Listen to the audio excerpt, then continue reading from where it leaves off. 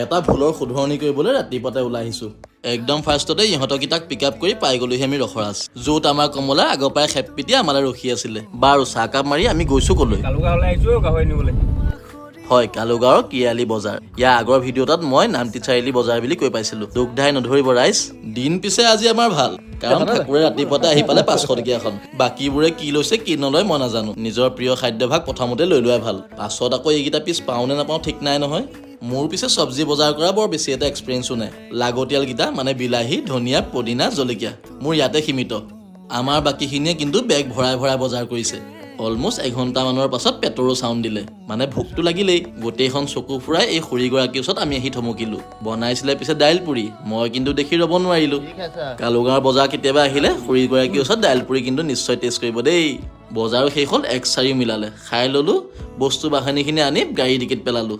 বাৰু আজিলৈ এৰিছোঁ দেই ৰাইজ।